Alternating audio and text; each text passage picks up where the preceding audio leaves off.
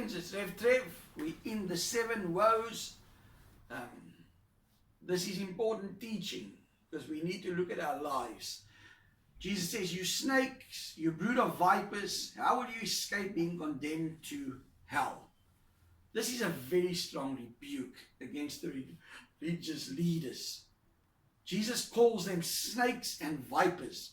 In the Garden of Eden, we found that when Satan came and deceived Eve, he came by being a snake. He took on the form of a snake, and he comes and he speaks to her and he deceives her. Vipers would bite and poison you, and Jesus is saying, you deceive people, you poison them with your teachings. How will you escape being condemned to hell? You see, they wouldn't escape being condemned to hell because they excluded people from heaven.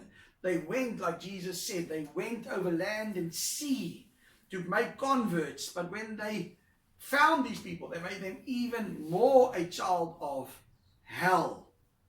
And so the Lord warns them. He says, you won't enter heaven because hypocrites cannot enter the kingdom of heaven.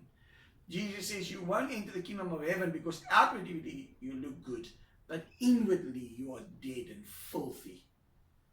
And so they are condemned to hell because they reject the second person of the Trinity, Jesus Christ.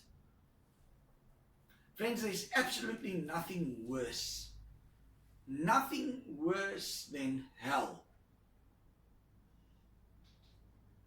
I want to tell you, sometimes when somebody does us wrong, we could almost wish, man, that they will be judged. If we're human sometimes, when somebody does us wrong, you almost say, I hope they get punished for that.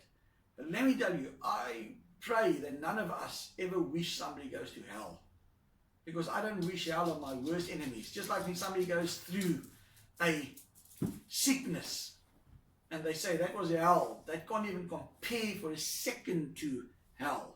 There's absolutely nothing worse than spending eternity in a place that God made for the devil and his angels. Therefore I'm sending you prophets and sages and teachers. Some of them you will kill and crucify. Others you will flog in the synagogues and pursue from town to town.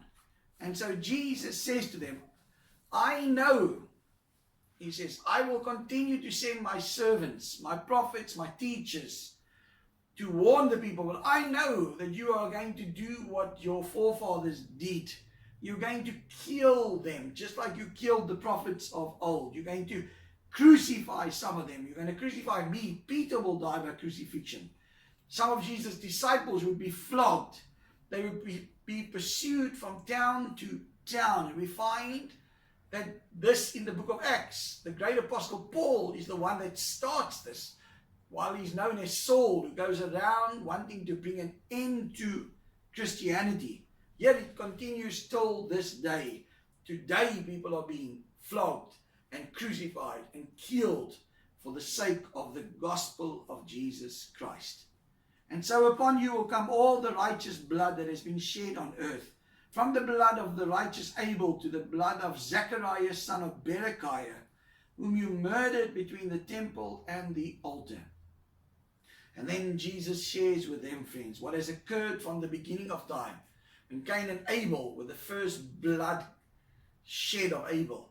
And then Jesus speaks about Zechariah, not the prophet Zechariah, but Zechariah, son of Berechiah, which is found in 2 Chronicles, which is the last book in the Jewish Bible, not like in our Bibles, Malachi, but 2 Chronicles. And so the Lord says, I know about everyone who has died. And he says, everyone will be judged one day. Friends, there's no cold cases in heaven.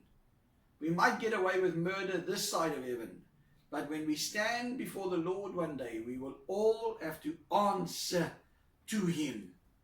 And so today, my challenge to you, my appeal to you is, friends, I speak it every time almost. I say to you, please, if you love those, your family members and friends, warn them. Today, I want to take the opportunity to ask you again, won't you please speak to friends and family members? Won't you speak to your neighbors? Won't you speak to those even in the church? Because we're not assured everyone is saved. But won't you take the chance to warn them that Jesus is coming back and that the hell is a reality, that anyone who does not accept him will have to face the consequences of hell. But tell them that a loving Savior has died in their place so they don't have to experience hell. This is Rev Trev. I trust you have a wonderful day. God bless you.